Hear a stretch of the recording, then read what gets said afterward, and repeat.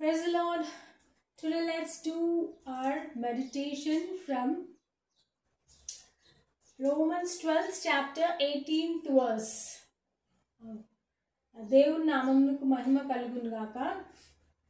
మనము ఈరోజు రోమీయులకు రాసిన పత్రిక 12వ అధ్యాయము 18వ వచనం నుంచి ధ్యానం చేద్దాం. 12వ అధ్యాయం 18వ వచనంలో ఏం రాయబడి ఉన్నది?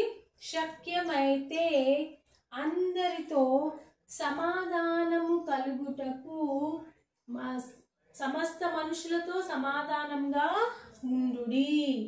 సమస్త మనుషులతో శక్యమైతే సమాధానంగా ఉండుడి.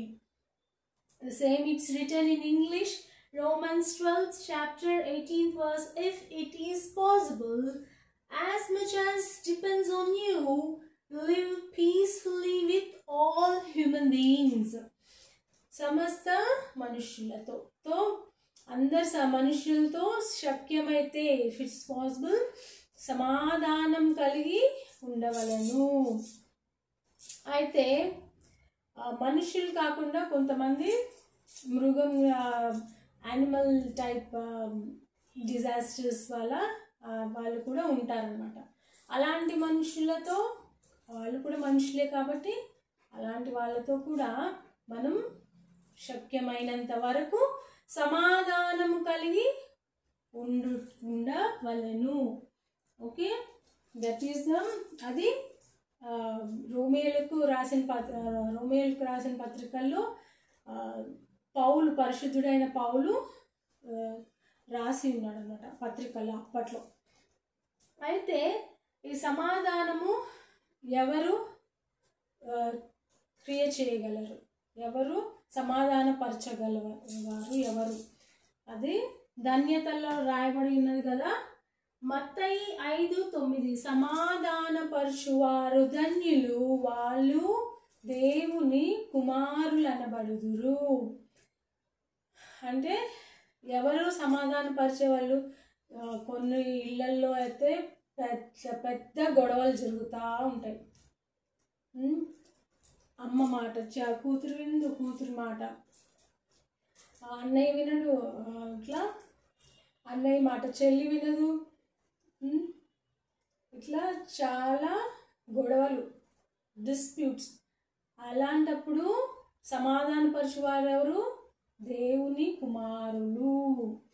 సో దాన్ని అందరూ అంగీకరించి దేవునిగా ఎవరు తనను స్వీకరించుతారు వాళ్ళందరినీ తన కుమారులు అనబడదురు అని రాయబడినది.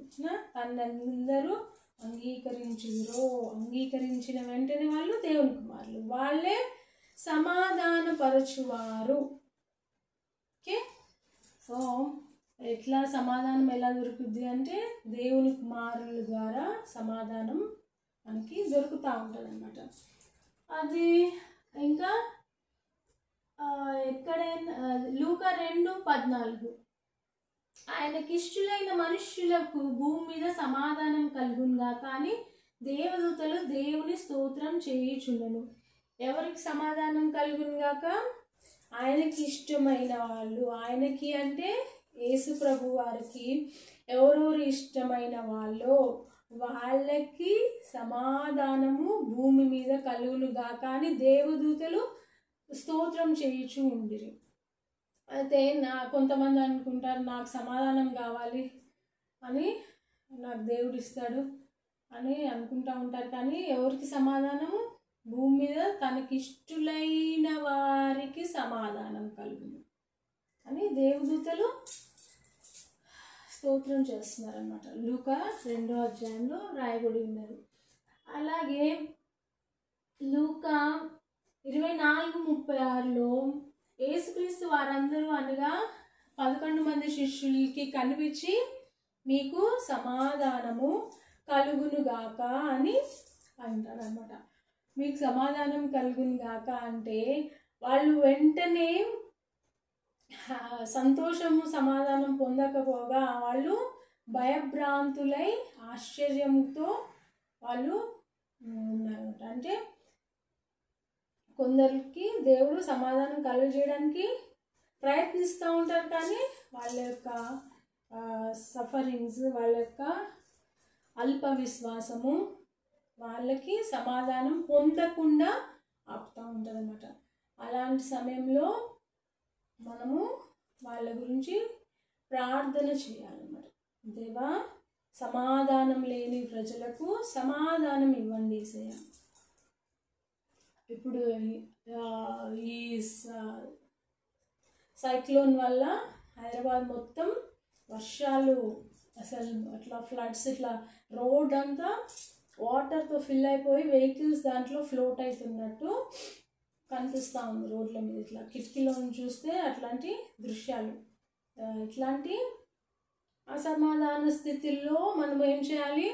దేవా, వెదర్ని మీ యొక్క కంట్రోల్లో ఉంచుకొని మాకు వెదర్ ద్వారా అసమాధానం ఏమి మాకు కలగకుండా చూడండి అయ్యా. సమాధానంను మాకు దయచేయండి యేసయ్యా. దేవుని కుమారులను మా వద్దకు పంపించండి, వారి ద్వారా మేము సమాధానపరచబడుతుము అని యేసయ్యకి ప్రార్థించినలా మన యొక్క మొరను తప్పకుండా విని ఆయన సమాధానం లేని వారందరికీ సమాధానం కలుగచేయను. అందుకే మనము రోమీయులు 12:18 శక్యమైతే మీ చేతనైనంత మట్టుకు సమస్త మనుష్యులతో సమాధానముగా ఉండుడి. కొన్ని దురాత్మలు గొడవ పెట్టుకుందాం, గొడవ పెట్టుకుందాం అని ప్రేతాత్మలు, దురాత్మలు ప్రేరేపిస్తూ ఉంటాయి. అట్లాంటి దురాత్మల్ని యేసయ్య నామంలో మనం గద్దించి పారద్రోలగలగాలి. ఆ శక్తి ఎవరికి ఉంటుంది? బైబిల్ అనే డబుల్ ఎడ్జ్ సోర్డ్ని వాడే వాళ్ళకి ఆ యొక్క శక్తి ఉంటుంది అన్నమాట. సో మనము ఈ యొక్క ధన్యతనిచ్చిన యేసయ్యకి, రోమీయులకు 12:18 మనం ధ్యానించుటకు యేసయ్య ఇచ్చిన సహాయత కొరకు దేవునికి ప్రార్థిద్దాము, కృతజ్ఞతలు తెలుపుకుందాము.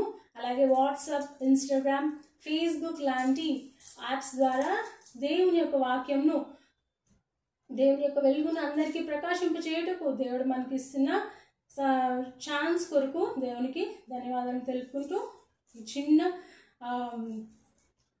మెడిటేషన్ని మనం ఇంతటితో ముగిద్దాం. Praise be to Lord Almighty. అమ్మా.